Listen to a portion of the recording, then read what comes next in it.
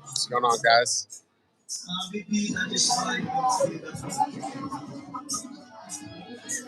Give it a minute. Let the link be shared. Let people join, and we'll start doing the Q&A. So the point of this live is to talk about my experience living in Brazil, answer any questions you guys may have, tell you guys how I make my money, what lifestyle's like, dating, anything you guys want to know. I'm more than happy to share.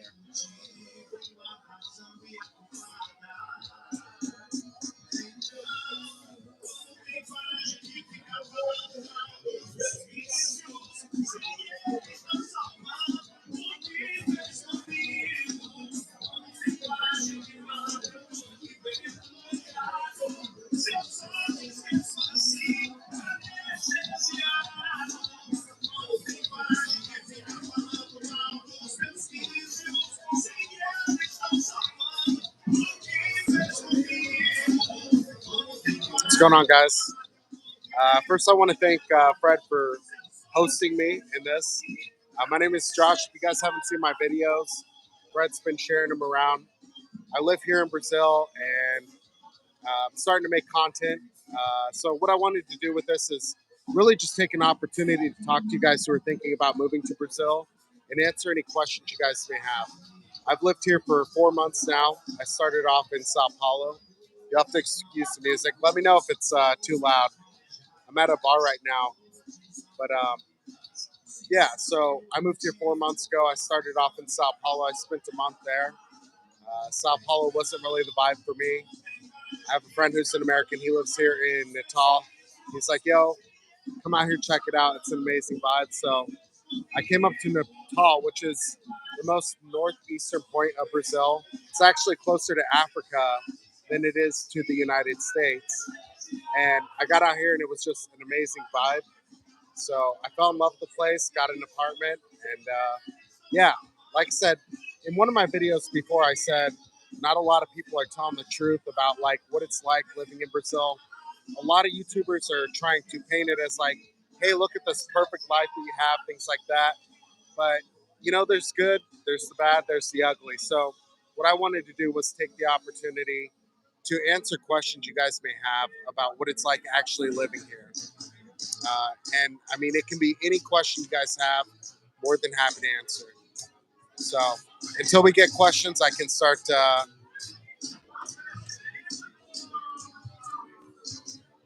Yeah, so that's a great question. So as far as health insurance, they do offer private health insurance.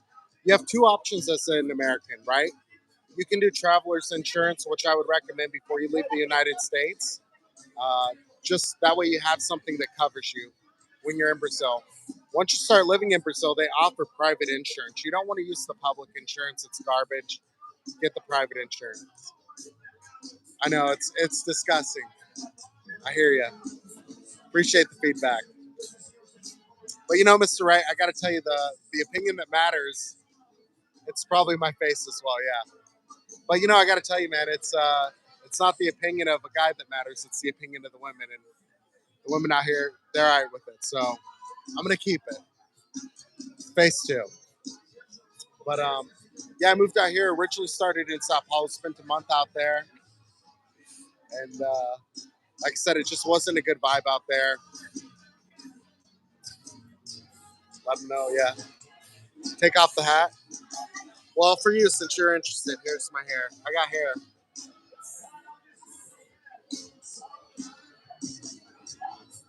So that's a good question. So, like where I live, my apartment is an upscale apartment.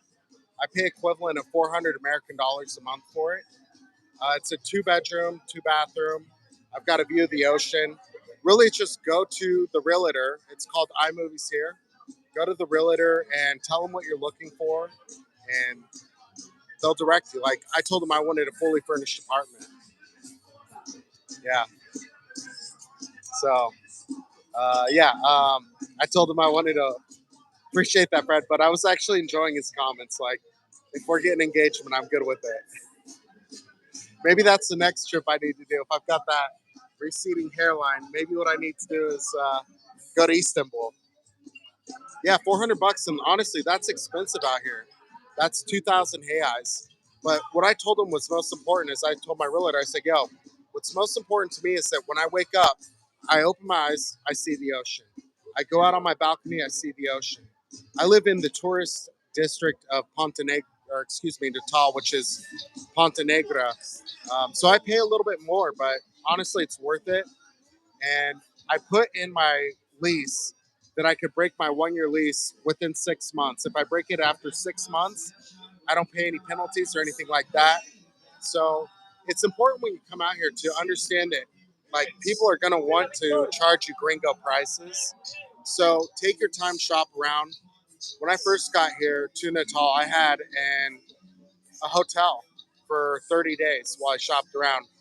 But I was so eager to get out of a hotel that I jumped to my apartment, which I have zero complaints with the price, with everything. Like, it's phenomenal, but I want to be even closer to the beach, and I can do it for the same price.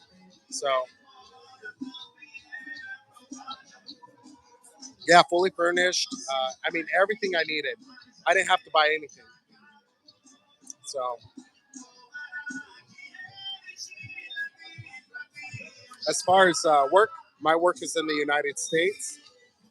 So, I own a political consulting firm in the United States, in the state of Idaho. So I have income coming from that. Then I also do the day trading with Fred.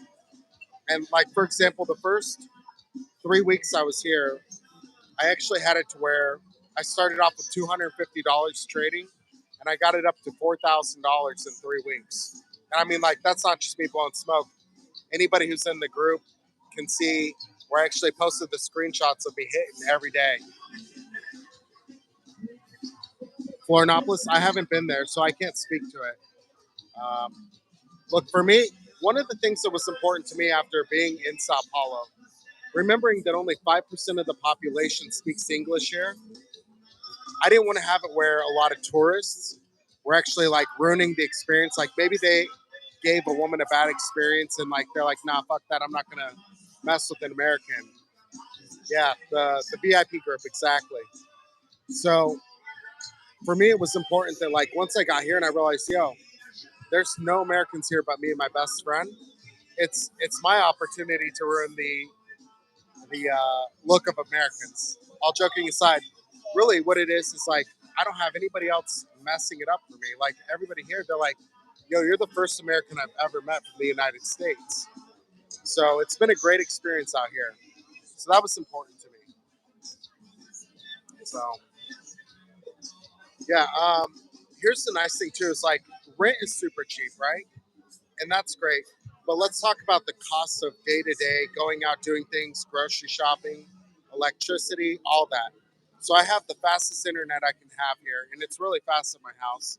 I pay equivalent of 24 American dollars a month, and again, that's top of the line. Uh, as far as groceries, I spend like 100, maybe 120 a month American, and it's because I don't buy the cheaper stuff. I like to get certain things, so I'll spend money for steak. I'll spend money for those things that are important to me. Electricity, a lot of people pay like 60 bucks, 40 to 60 American a month. You know, when I first got acclimated to Natal, I just let my AC run 24/7. So my bill maxed out top was almost 100 American dollars. But Ubers, like I go to the beach, so I go to the beach often. Uh, and from my apartment there, let's say it's, I don't know, 4 miles.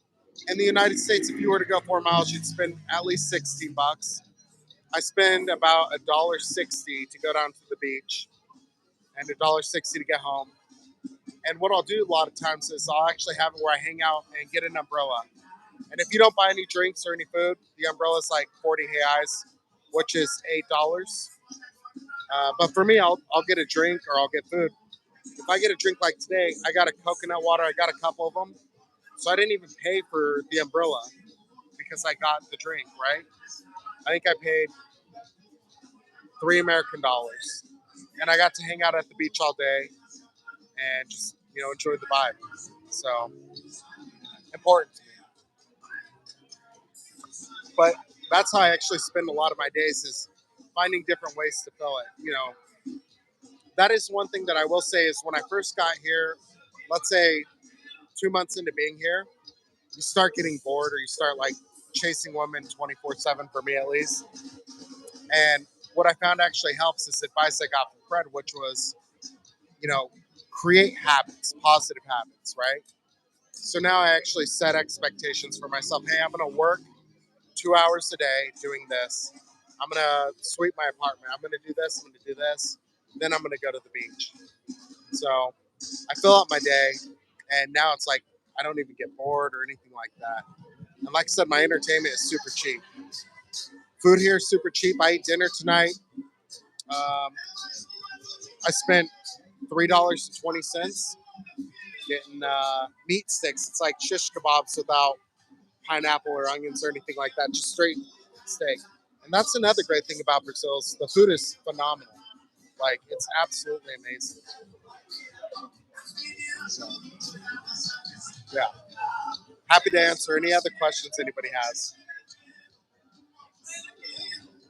So I started my YouTube channel this week, and I posted 2 videos. With my 2 videos, the first one I talked about was dating in Brazil, right? Because I know a lot of Fred subscribers are African Americans, and a lot of people think like, oh, the dating scene, it's different, based on race here, and there's a lot of validity to that statement. Like people have different experiences here. I wouldn't say it's racist, but there is colorism here for sure.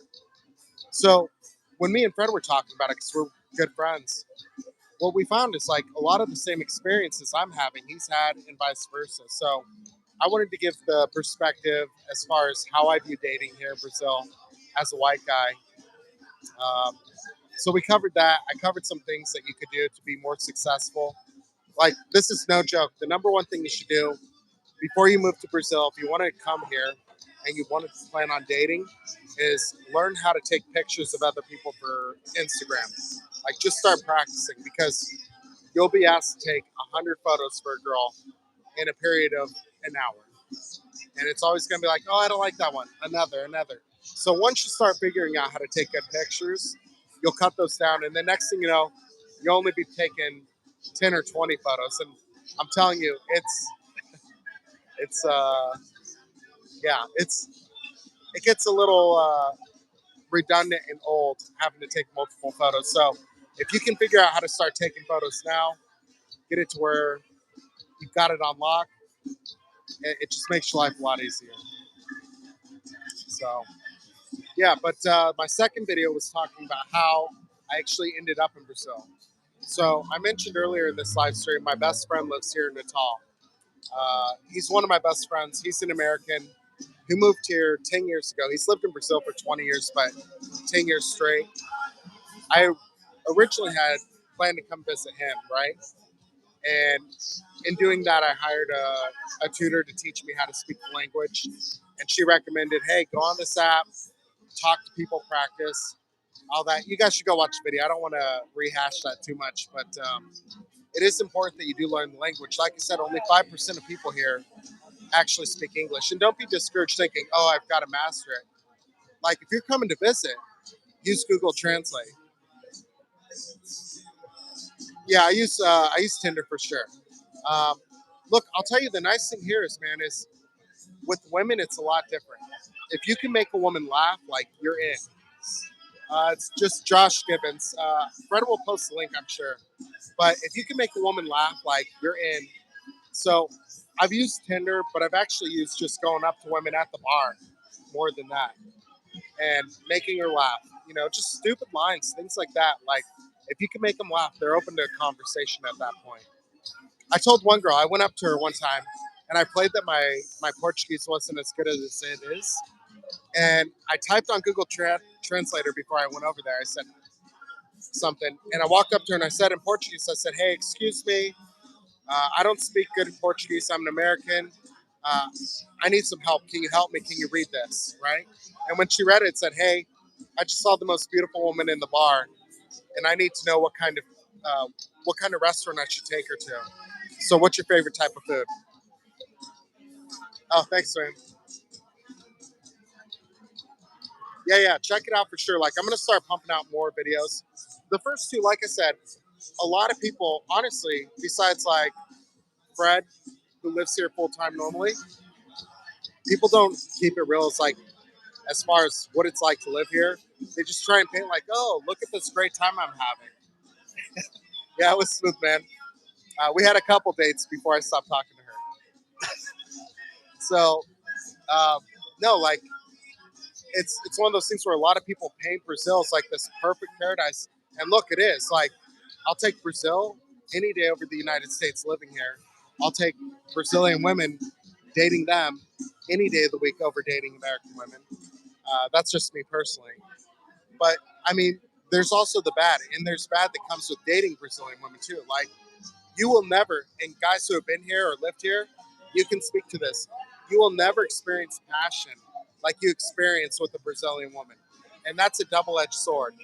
For example, like a woman in the United States, she may sit across from you, or maybe she'll sit next to you. Maybe you'll have your arm on her, but like they'll be making out with you in public. They'll be all over you, making sure everybody knows that you are theirs. But the flip side to that coin is that when you break up with them, it's not over when it's over. Like if you say, "Hey, I'm done dating you," they're not going away. Like they will call you, they will text you, they will show up at your apartment. You know, they don't give up easily. So there's a lot of good that comes with dating Brazilian women or going out with them, but there's a lot of bad that comes with it too. So it just before you get here, you want to recognize those things, and you want to say, okay, these are things that I'm aware of before I come. And another thing I really preach before you come here is recognize your principles, your core principles. And I know it sounds so ridiculous because, like, as guys, especially, and ladies, we all say, you know what? I want somebody who's honest, loyal, and treats me with respect. Those are like core principles for any person in the world, like any guy. That's what we want at the end of the day, right? But what happens a lot of times that I've seen is people go to different countries, they go to Brazil, and they say, oh my God, these are some of the most beautiful women in the world. And you start tolerating stuff you shouldn't tolerate. So the thing I tell guys and I really preach is set that in concrete. Because here, culturally, Brazilians, they lie. A lot of them do. Like it's just natural and they believe their own lies. So it's one of those things where, like, for me, I say, you know what? You lie to me once. And I set expectations, man. Like I treat it like it's a job a lot of times dating girls. Like, here's the expectations. Don't lie to me. Don't cheat on me. Always be honest with me, you know, those things. But the minute I catch somebody in a lie, doesn't matter how small it is, it's we're done. We're done talking. And it's one of those things where if you start bending your core principles for a woman because you're like, oh, well, I really like her, yada, yada, she may lie to you about something small right now. But a year down the road, she may be lying to you about bigger things that are important that actually really mean something to you. So that's something I really tell guys too is like, have your core principles set, understand what those are, and do not deviate from those. Women can be replaced, right? Kind of goes back to a business thing that I was told, right? With business, I used to own a clothing company and I would ship out the shirts and the pants and everything myself. One of my friends, he owned a competitive business that competed against mine and he was more successful. He called me one day. He's like, hey, what are you doing? I was like, hey, man, I'm shipping these orders out. He's like, wait, why are you doing that? I said, because if I drop ship or do anything else, I'll make less money. And he's like, Josh, the best advice I can give you, and this is truly the best business advice I've ever been given in my entire life. He said, Josh, why use your hands when you can use other people's hands? He said, I can make a million pennies off of other people's hands, but my hands only have so much work that they can do. I can only earn so much money, but I can replace other hands and I can hire more hands. Those are infinite, and those pennies become infinite. So it's kind of like that same thing. It's like, principally, you should identify, you know, how you're going to grow in life, right? And those two things have always stuck with me. It's kind of that standard I have as far as like relationships, and those relationships go from business to personal to sexual, whatever, you know. So it's just make sure you're solid in who you are before you come here. That's the one thing I would say. And look, as guys, like we can't think we've got it all figured out. Like we've all got opportunities for growth. Um, me, I've got commitment issues at this point. So like I recognize, okay, I don't care about that right now because I don't want to be with somebody right now. But later on down the road, I may want to settle down 10 years down the road from now. So it's something that, like, as guys, we always have opportunity for growth. Recognize what those are. Make sure you're working on those. That's the big thing, dude. Fred is my spirit animal. Like the guy, the guy is solid. He knows what he's talking about. He's a good friend of mine, a great mentor. I mean, look, I wouldn't have felt comfortable taking the jump, moving to Brazil, had I not paid to join his group. Like, I think it was 150 bucks I paid. It was the best investment I ever made. You know, outside of like personal relationships, but as far as like dollar wise, my ROI has been great, and it allows me to where I can live here. And the thing too is like he gave me great advice as far as that goes too. Set standards for yourself. So for me, I know I need $100 a day to live very comfortably here in Brazil. Yeah, yeah, for sure. I need $100 a day to live comfortably. So if I make $100 a day trading, I'm happy. But my rule is, and I stuck to this rule because I screwed up and I didn't follow it one time and I lost big, was I only use 30% of my trade. Whatever I have, I'm only going to put 30% up. Because if I lose that 30%, I can get it back and more.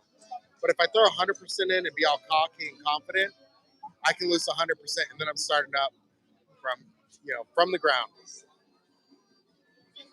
Yeah, yeah. Let me flip the camera for you guys. Actually, here's what's funny. So it's actually dead right now. I'll tell you about this bar. Those two girls are really good looking. Uh, but I'll tell you what's great about this bar. This bar is actually super dead right now. But this bar stays open until 5 or 6 in the morning. And yeah, it stays open until 5 or 6 in the morning. So as the other bars here close at 1 or 2 o'clock in the morning, everybody pours here, and it's bright. It's right outside at 5 a.m. and you've got hundreds of people here. So it's a great place to meet people. And that's the thing too. It's like if you look here, like in different regions of Brazil are going to be different. But look here, I'm going to flip this. You'll see everybody sitting at tables, right? A lot of people would say, don't approach people at tables. But here it's totally normal. Like if you wanted to go talk to that girl, you go over and talk to her. Like it's not a big deal. The one thing, of course, is respect. If you see a guy with girls at a table, you ask him first. You say, "Hey, who are you here with?" Right? Once you identify, the rest are open gang. So, what's up, Dylan? So, Dylan also, if I understand correctly, if that's what I'm thinking it is, he lives in Brazil. He's got experiences too.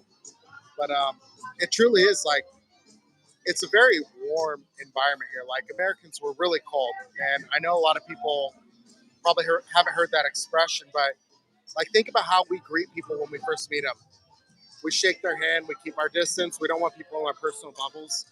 Here, what they do is it's a hug, it's a kiss on each side of the cheek or one cheek, depending on where you're at. Um, People are just warm here. The other thing, too, with women, I want to say is women generally will not approach you. There are some that are aggressive, but they will always wait for you to approach them. And I'm telling you, the cool thing is you got to be confident. You got to do it because if you don't, somebody else will. So, yeah. Sorry, I'm trying to make sure I'm concentrating. I'm probably slipping all over my words, but the music here is loud. But yeah, it's a great place. There are things too, though, that like as warm as the people are here, as welcoming as they are here, one thing you have to get used to is like in the United States, you got a friend forever. Here, people change friend groups like they change underwear. So you may be hanging out every day of the week with the person for 2 weeks, and then after that, you're hanging out with a whole new friend group. So you got to get acclimated to that. Another thing is you can't be too nice. I'll give you an example. For example, I went to pull money out of an ATM, and I could only pull out 200 American dollars at a time, and I wanted to pull out 600. So I was like, all right, pull out 200. There's a woman waiting behind me in line. So I'm like, oh, you know what the respectful thing to do would be? it'd be to get out of line, get back in line, and let her go. Well, the problem is that like people will conduct their business. They don't give a fuck about you. They're gonna do their business. So she sat there 3 times in a row pulling out money. I'm like, yo, why did I get out of line? So with a lot of things, like when it comes to business, when it comes to getting stuff done, focus on yourself here. That's one thing I'd say is don't try and be nice. You hold the door open for people. In the United States, somebody would be like, hey, thank you. Here, they just expect it. It's wild in that regard. But again, those are just some of the like things that like you may not be acclimated to. They're not bad things. It's just a cultural thing. But the positives of living in Brazil, the positives of the women here, outweigh the negatives. At least for me and for a lot of guys.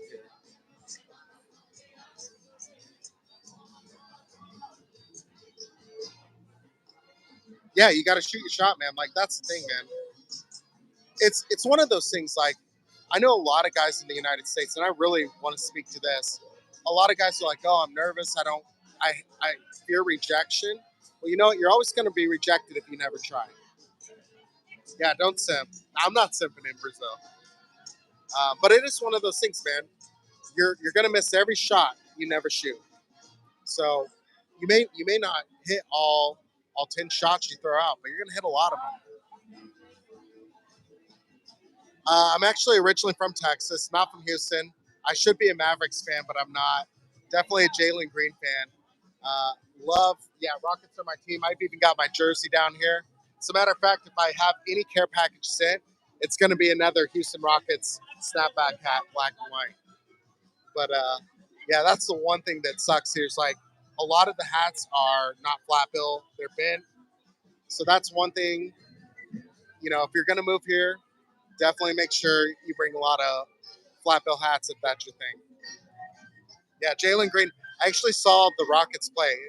It was my goal to watch them play 2 times this year before I left the United States, and I saw them play. I was living in Portland, Oregon, so I actually paid for Blazers tickets just so I could be the lone Rockets fan there. What's funny is I actually say that, man, Fred. So the one thing I say is the most Brazilian thing you can do is own a hat that says New York on it. Like that's not an American thing. It is 100% a Brazilian thing. But they legit, like every store you go into, they've got New York hats for sale. So, and of course, they're turning the music up even louder. So if this gets too loud, let me know, and we can cut this live stream. We'll do it another time. But oh, here's something I do want to tell you guys. This is something you have to prepare yourself for if you've never yet left the United States, especially if you've got a heart for kids. I've got a heart for kids, man. Oh, cool, awesome, man. Um, yeah, if you've got a heart for kids, you just need to be prepared. There's no such thing as child labor laws here.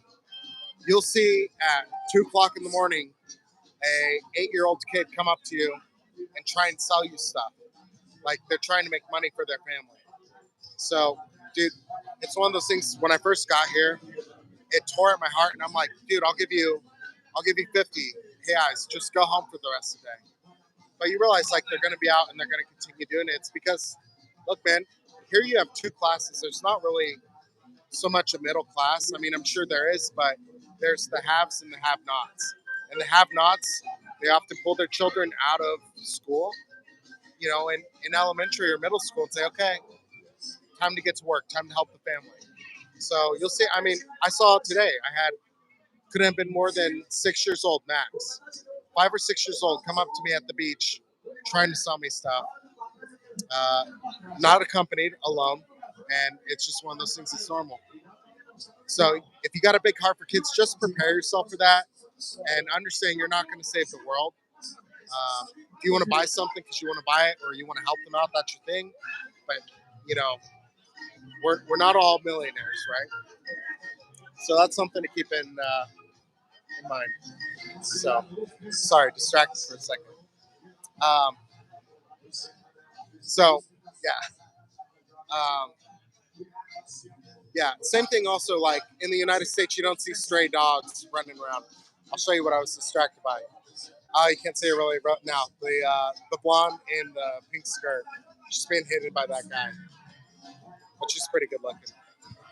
But yeah. The other thing is like in the United States, we don't have a lot of stray dogs running around. We have a lot of stray cats. Here, there's literally dogs everywhere. So that's another thing. The cool thing is, it's like I've never actually had it. Actually never had it where I've been, you know, harassed by a dog. They pretty much keep to themselves and they hope that you feed them or they'll look for your scraps, but they won't sit there and beg or anything like that. So, yeah. All right, let's talk about crime. This is one of those things that kind of drives me nuts. I live in Natal, Brazil, which technically is one of the most dangerous cities in the world.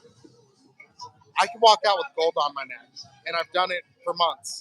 I can walk out with not a crazy expensive watch, but a $300 watch. I can walk out with my wallet. My cell phone's out here. Rio de Janeiro, Sao Paulo, places like that, I wouldn't do this. But where I live, technically, it's the most deadly. But part of that is you have to look at it and look at statistics, right? If I'm sitting at a table and there's three of us here, or four of us here, let's say four of us, and one of them is my spouse, and I found out she cheated on me, and I said, "You bitch," and I shoot her in the head. Well, we now have a 25% murder rate in our city, right? This little city. Well, if I say "you bitch," I shoot her in the head, and then I shoot myself in the head. We now have a murder rate of 50%. And what you actually find with a lot of the crime statistics is it's just like in the United States how it's misrepresented. A lot of the murder rates in the United States, they count as suicide. So you look at a state like Idaho, it's got a high murder rate, but really what it is it's people unaliving themselves. So it's one of those things like Fred's talked about this, and it's true. Like a lot of guys here, they get so jealous and possessive of their women that when their women say, "Hey, I'm done with you," they say, "If I can't have you, no one can." And it's not that it's common, but it does happen. Like uh, on a more regular basis than I would say it happens in the United States. But you can make the same argument and say, "Hey, well, you guys, everybody kills, shoots up different places in the United States, like schools." Uh, they could make that argument in the United States. It's looking at it the same way. Like numbers don't tell the actual facts of it. Where I live in Pontenegra, it's absolutely safe. That's an important part about traveling is trying to paint the picture of how other people from different cultures view life. Exactly, man. Yeah, and that's the thing too. Like, I try and approach things with respect. I try and understand that, like, it's not my culture here. Like, I'm a guest. Like, even though I live here, there's one thing I don't do. I don't talk about politics. I keep my mouth shut. If we've just had sex, like, all right, if you want to ask me who I prefer out of Bolsonaro or Lula, we can have that conversation. But the thing I'll tell you about Brazilians, and Fred and anybody else who's lived here will tell you this is true. Brazilians are more patriotic than Americans. And I know that sounds counterintuitive, but let me explain. So in the United States, we've got people who go, "Hell yeah, brother," hold an American flag and yell freedom, right? Here, the people will criticize the crap out of their government. They will say, "F this, F that, F this." But the minute you, as a foreigner, say anything, doesn't matter what their position was before, they will defend Brazil and be passionately pissed about it. So that's why I say they're more patriotic. And that's actually, in my opinion, patriotic. Being able to criticize your government, but also say, "Hey, I love this country."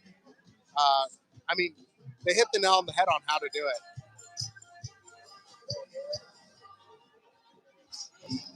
Yeah, a lot of cities do have the problem in Brazil as far as if you're talking about the boyfriend, girlfriend, "I can't have you, nobody can." I don't really see it in the news here in Natal, but you have to look at things, through like a bigger perspective, right? Like again, if we're sitting at a table, four of us, and myself and one other person, that's a 50% murder rate. Well, that sounds insane, but if you go to a table that's got 10 people and you do the same thing, two people are gone. Well, now you've only got a 20% murder rate. So you got to look at things and like say, "Hey, things aren't as bad as everybody tries to portray them." And you have to look at why things are portrayed that way. All right, I work in political consulting, so I could go completely nerd on this. I'm going to back off, but it boils down to what am I trying to sell, right? That's what it always boils down to with anything in life. politics or anything. It's how can I sell you on this? Fear, anger, happiness, those are going to get action. Maybe it's money I want, maybe it's something else, but either way, those three things, they drive economies in complete countries. That's how you drive countries. Yeah, they talk a lot of shit, but US gringo, yeah, keep your opinion to yourself. STD rates in Brazil compared to the United States. So that's not something I've necessarily looked up. What I will tell you is that they used to have an epidemic with AIDS here a long time ago. But you got to look at again what communities were having those issues. A lot of it was the LGBT community here, right? But it's one of those things. It's always like, yo, rap your shit. Like, don't even play the game. I will tell you one thing that doesn't exist here is crabs. Apparently, that's not even a thing here. And I'm not talking about the sea creatures. So, yeah, that was something my friend told me. He's like, yeah, you don't have to worry about catching this here. I was like, I've never had to worry about catching that. Is that still a thing? But apparently, it's still a thing in the United States. I don't know. But look, man, it's just like with anything. You want to be precautious. One thing I will tell you is in Brazil, one thing that's culturally different. Like for me, I'm straight, like exclusively women. But there's a lot of guys here that they'll try and hook up with the woman, and if they're unsuccessful, they'll go hook up with the dude. Like makes no sense to me, but they do that. So that's why you should wrap your stuff. Like if you're getting serious with the girl, you have that conversation. You want to remove protection. You want to start having unprotected sex, and you're going to be exclusive. Go to the doctor, figure it out. Same thing you would tell your friend in the United States is the same thing I would tell you here. Follow the same line of thinking. Just why even put yourself in a predicament where you could be hurt? But I've not met anybody here that says, "Hey, I have this disease," like I have in the United States. Like in Portland, I've met a lot of people who are like, "Oh yeah, man, pray for me," and like I have AIDS from shooting heroin. That's it. All right, I do want to move to the next thing I want to say. Yeah, Google does work. You can look up the statistics there. But one thing I do want to touch on is I will say this: the drug users in Brazil, I would take any day of the week over drug users in the United States. So I moved here most recently from Oregon, Portland, Oregon, which is where like Antifa and everybody is. A lot of people are heroin addicts, fentanyl addicts that are out on the streets, and they will punch you, they will fight you for $1. They stab people because there's a lot of mental health issues, right? Like I'm not trying to diminish what they're going through, but there's a lot of mental health issues. The homeless people here, they keep to themselves and they go collect cans. They may come up to you and say, "Hey man, can you buy me a Coca-Cola?" Something like that, but they don't sit here and harass you. Like, so I'll take these, our homeless epidemic here in Brazil over in the United States. Bite?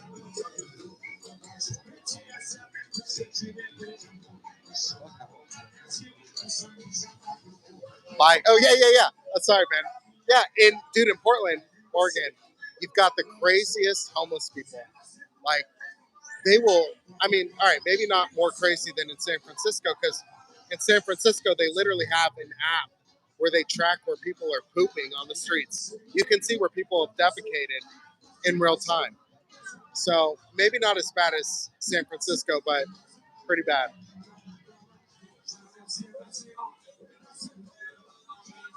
Yeah, 2018, 2019, it's bad. Like if you go to downtown Portland, it's bad. But really where like becomes the problem is like anytime that there's an opportunity, well, I don't want to get into that. That's all political, but they've got a lot of problems as far as the homeless go. There's a lot of people who truly just have mental health issues there. They need help. And the state of Oregon has different priorities as far as how to help them. But I don't want to get into that too much. But there's a lot of people who truly need help, and then there's a lot of people who are just drug addicts who want to shoot heroin and sleep in a tent on the main street. Music's getting loud in here. All right, we've been live for almost 40 minutes. If you guys have any other questions, put them out because we got more music coming in. But other than that, man, I'll end the live stream. I'll give it 1 minute. Let's just flip this though real quick, and let's see what's going on here. You got people finally coming in. Like it's starting to get busier here. But like I said, this place doesn't pick up until 2 o'clock in the morning, 3 o'clock in the morning. Then it's going to be packed, like not a single seat available. So, but yeah. Hey guys, Fred posted my link to my YouTube channel in the comments. If you haven't already, please go check it out. Please make sure you subscribe. I'm going to make sure I'm bringing you guys fire content, but also a lot of honesty. Again, I'm not somebody in, Fred's going to get this. I'm not somebody in Rio de Janeiro who goes, all right, guys, time for a caipirinha. Like, that's fun. But, like, you got to balance it with the real stuff, too. Appreciate that, Jerome. Uh, it's amazing because it's the same experiences here in Salvador regarding everything you just touched on. Yeah, hey, thank you guys for joining. Like, thank you again, Fred. Like, I really appreciate you guys joining. Look, at the end of the day, we all are men or women with like-minded goals. This fucking guy. Like-minded goals. We want to do something, and this is another thing I want to end on, and this is something you got that. All right, this is one thing I really want to touch on, and this is a true statement. This is what I told Fred earlier. I said, dude, you got to remember we have an obligation because there's a lot of guys who want to go to Brazil, but they won't take the leap. They're going to say, oh, I'm in my 30s now. I should have done this when I was in my 20s. And then they'll make excuses in their 30s. And then when they hit 40s, they'll say, I should have done this. So we have an obligation to show guys like, hey, if you're not going to come, this is what life is like. This is the benefits. This is the negatives. These are everything. And then when you do decide to make that leap, whenever it is, you already know how to swim. You're ready to jump headfirst into the water. So on that note, guys, I want to thank you guys so much for tuning in. Fred, thank you so much for hosting me, man. Got a lot of love for you, man. Thank you for being one of the few people who keep the truth alive here in Brazil, like what it's actually like. I would not have come to Brazil had it not been for Fred. I came across his videos because I was looking for the truth. Like, okay, don't tell me how great it is. I want to know like the facts. And there was one guy spitting facts who lived here full time, and that was Fred. So shout out to him. Thank you guys for tuning in. Fred, again, thank you so much. Everybody have a wonderful night.